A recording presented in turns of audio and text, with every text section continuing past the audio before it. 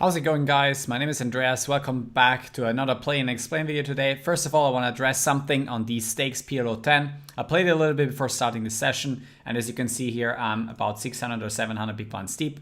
Why do you think this is useful? Well, the rake structure is over here. You can see that the rake cap is going to be 15x of the big blinds, so 15 big blinds rake cap.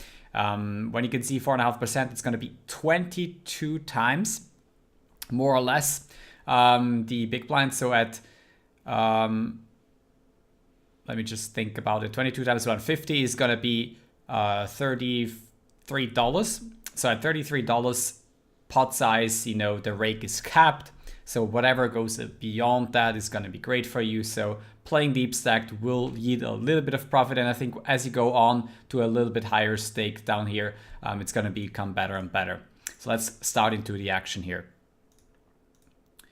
I don't have that many hands on these people. As you can see, what I usually would recommend is that you open the PokerStars lobby, you make a note here. I'm gonna actually squeeze, even though I have not that many hands. I'm gonna still do that with an ace and the queens, and let's see what happens. Will not be happy to be 4-bet here, but let's see what happens first. It's a good flop. With just an overpair and an SPR of 3, I'm gonna actually go with the hand, even though I have no diamonds. I have some backdoor draws, which could be fine. I think also most of the time they're gonna be too loose. If they're very tight, they're gonna show up a lot with kings and diamonds when they stack off, and that will be really bad from a hand. But against too loose opponents, I think it's going to be just fine. So what I usually do is I try to get the names that are for tabling, and then, for example, this guy here, and then I write what for tables zoom 10 PLO. Then I copy, and then I basically do that for everyone else. I think that's a very useful note to take, so you see who the regulars are more or less. You're gonna see it at the stats at some point as well. Some people I know here from PLO50 and you know, above. Then you should also have a color coding system, in my opinion. It's gonna make it easier. I would base it on pre-flop, not necessarily on just overall skill. But for me, in order to determine which hands to play very quickly, I'm going to see like how people are gonna react pre-flop. And for example, the orange color that I have is someone who will be actively 3-betting me. So I'm prepared for that already. That's a quick tip for you guys. To implement in your game. Here, not really getting a hands. It's a, danger of making a play and explain with just 2 tables. You can just sit here and don't do anything. But, whenever you have a hand that's not good to play, you have to remind yourself that all you have to do here is you have 2 times the blinds, 10 cents and 5 cents, and outside the blinds, the 4 hands that you're getting, you have to make 15 cents on average, and as long as you're accomplishing that, plus the 10% rake bet that you got, you're actually a profitable player. And that's the first goal of any player. Try to become profitable at 1 stake. It can be even lower than this. You can start at PLO5 if you don't want to lose some money at PLO10, which you might, at first when you're just starting off with the game. Don't play those hands, they're just not good enough. Stick to the best 20% of hands. A VPIP of about 20% is just fine. You don't have to go beyond that necessarily. Here, that could become tricky. I don't expect this Chinese guy to fold anything. I also expect him to be quite bad. And yeah, we're still gonna squeeze through aces and... I mean, the thing is, can we hope that the short stack is going to come over the top? I don't think so. He might just call and then decide post flop and, let us hang here. Actually, I could have made it like $1 more. Would have been smarter, right? So the gap raise would have been possible. That wouldn't have been that much smaller of a 3-bet, but yeah, it is what it is now. I'm gonna get the money in on this board. It's an SPR1. And see what happens. This guy has not that good of a hand. He has a draw, a flush draw, a straight draw, and a pair. So getting really good. They have very similar hands. So in hindsight, he should have made it $1 more, so 130 instead of 145.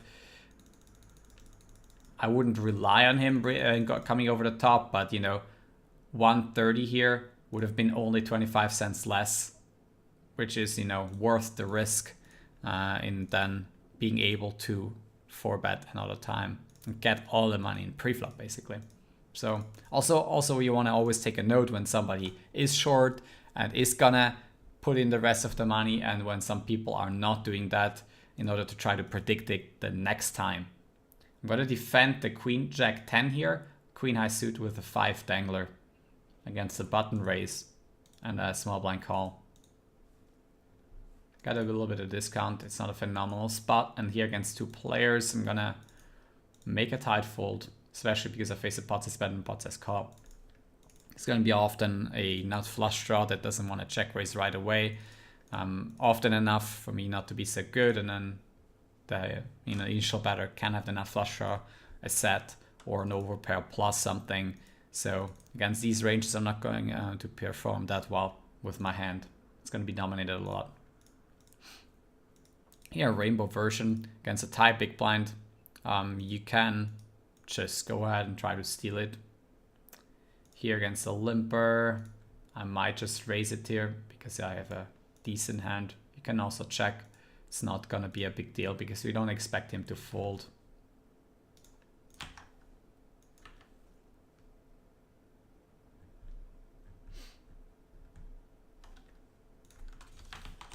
Nation reads count as well. So that board for a hand. I'm gonna go for the delay bet. I have no hearts in my hand, which should be my major C bet. Here I just complete against a limp from small blind with a rainbow hand. And I'm going to try and take this pot down with a semi-bluff on the turn here. Also, it looks like we could have aces and kings. We block the kings, which is a good thing.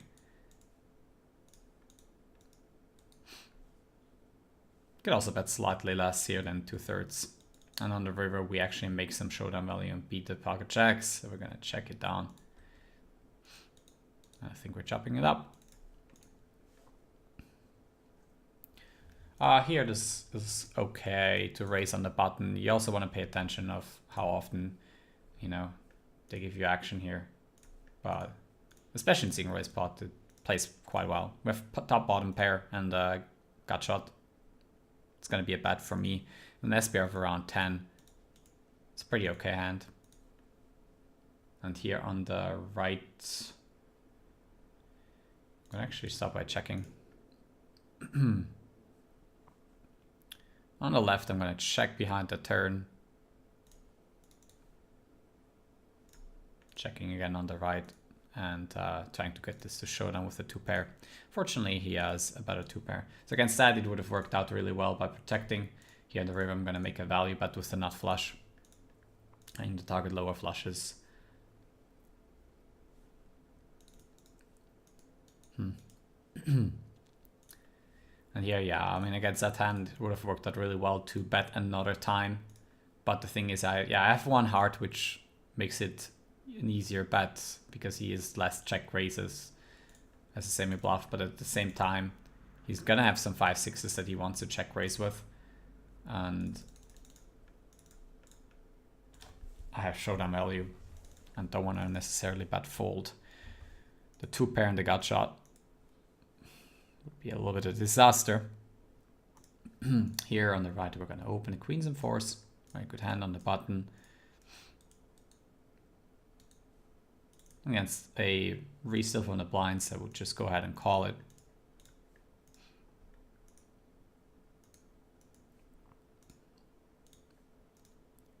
You want to be also always careful in these stakes because a lot of different stack sizes can occur. It can also occur on higher stakes, but on smaller stakes like PLO10, it's very common that people hang around with just 30 big blinds. It happens, as I said, in higher, but here it happens more often. Got to actually not squeeze here with the 3 hearts and aces. I'm going to basically announce my hand here, and they're going to, you know, typically put me on this exactly. And I cannot make the pot big enough, especially against these 2 guys being very deep with me. Against a half pot size bet and a backdoor nut flush, I'm going to actually check call with the bottom pair as well. Also have the backdoor nut flush blocker, which could come into play now. It's a very good river. I don't expect him to have 5-4. I mean, 5-4 could be, but I'm blocking it, and I'm gonna actually value bet the 3 on the river, trying to get value by kings, which I don't block. If they have 5-4 or like 7-6, 6-3, 7-3, then they have me beat, sure. But you know, the value bet is still gonna be good enough in my opinion. Here we go. Get called by what is probably kings. All right, he has 10-8-8-4 and just wants to go for some call. Also, always when you see a rainbow hand, I mean, just take a note. I have my own way of saying that, but I don't want to show that. Anyway, it's a good note that people are happily playing these hands before the flop. You should know that for the next time. Good enough here for me to open. Also, always look for the button, the cutoff, and the big blind. How often they are defending. This guy defends a lot, but he doesn't 3-bet a lot, which is going to be heads up single raise pot. It's going to be quite a good outcome. This guy min 3-bets, no big deal. We're just going to call. Wouldn't be so happy when he 3-bets big because he's going to be aces a lot. Yeah. Here we're going to see, I mean, I'm not going to fold the top pair here. And he checks it over to me. And I'm going to actually start with a bet. Must have some backdoor draw. Wouldn't hate a check either. And here I'm going to start by check calling the mid pair and flush to the check high.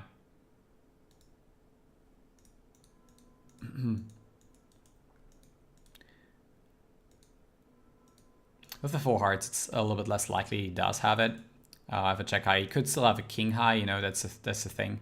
And he might certainly bet that on the flop. Checks behind though. And it's sort of obvious that I do have a flush here. For the most part. I'm going to give him the opportunity to try and potentially bluff another time. Whereas out betting is not that bad. I mean, he had queens, so it's probably not going to call that. And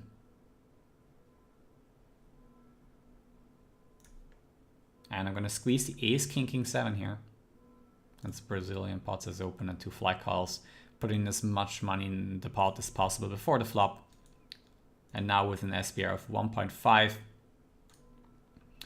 Gonna choose a sizing like this.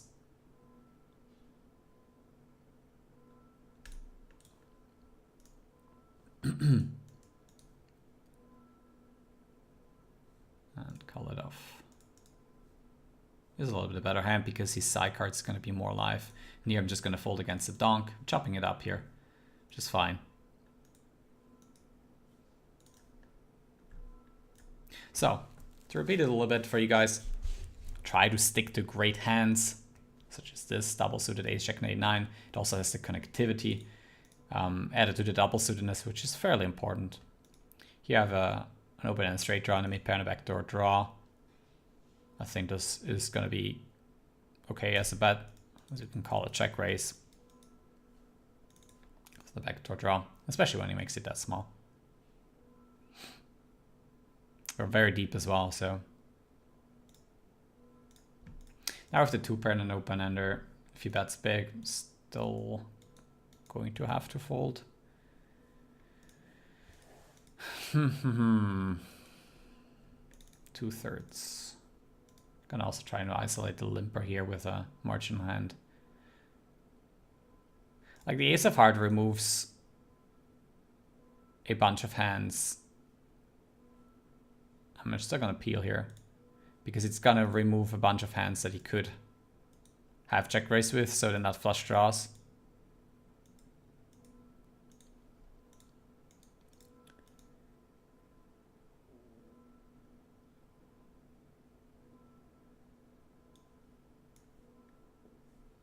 I'm actually going to bluff the river for pot size.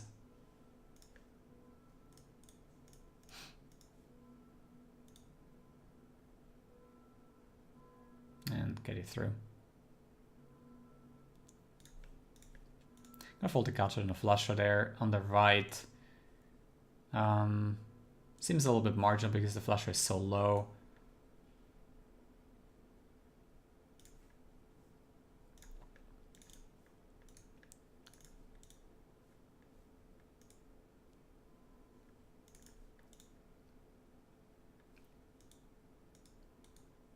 So what else can you do during the grind? Well, you have to also pay attention to the particular sizings that they're using. This is a little bit of a trap, but I'm gonna still call for that price 1 in 8. But once they open bigger, I would actually fold this hand here. Here I'm basically trying to make some sort of, I'm trying to hit it like a 4 deuce X board where I make a wrap, preferably on a rainbow texture because the flush is going to be dominated, or just turn the nut straight, which when they check too often 4 ways, it's gonna give me some great opportunity to get some value. I would always bet full pot here against these guys for the most part. They're gonna have ace-5 quite a lot, and if not, they're not gonna call anything.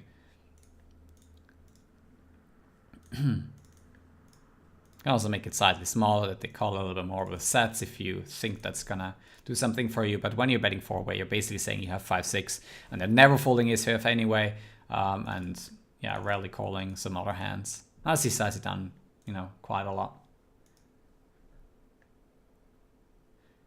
3 diamonds is on the closer side, but with the Jack-10 Queen combo, it's a little bit better than, for example, Ace-King Queen 10. Because it's gonna make more wraps and straights and sorts of these hands. We got a top pair and an open-ended straight draw. That means I'm going to check call against a step. Wanna c-bet around having clubs and 2 pair or better. And some very strong draws with a club blocker. Club blocker is obviously the same as having the clubs yourself. They then go into the category of betting. And against a double barrel, just easy fold.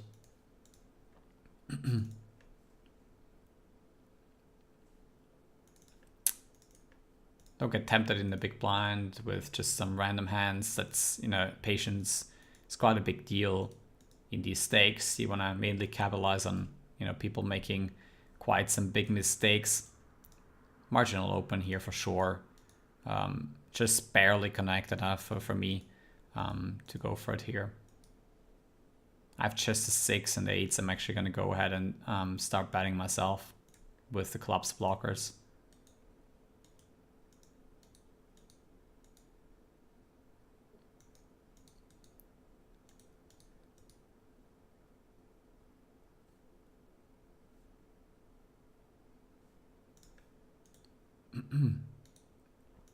And it works out. When you do have the 8s blockers, you actually want to have some additional stuff around that hand. Also, as you can see, this guy used to play PLO10. Now he's really 3-bet happy and isolate happy. You can see the 13% 3-bet. And we're going to 3-bet him this time with the aces. He's also not going to fold, which is also an important hot stat that you should have. So you actually expect him always to call. Gonna bet $1 here as the 3-better makes the call. And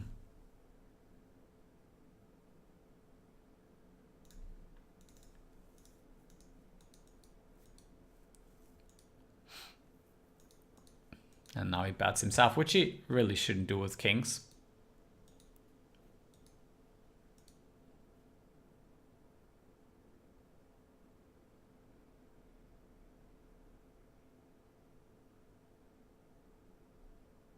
And I'm going to fold these aces. Don't fold all the aces. Just call when you do have some additional equity, such as a gut shot, when you don't have the ace of clubs, or just a nut flush draw basically there. You can go ahead and check call.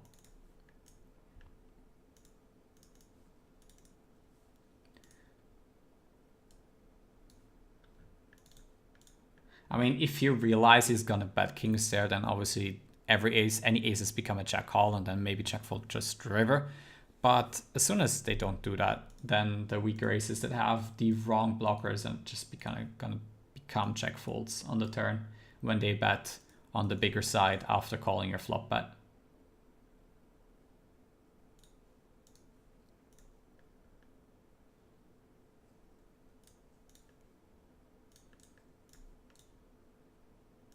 Gonna try to get some value here from a queen or some potential draws on the turn as it's a late c-bet.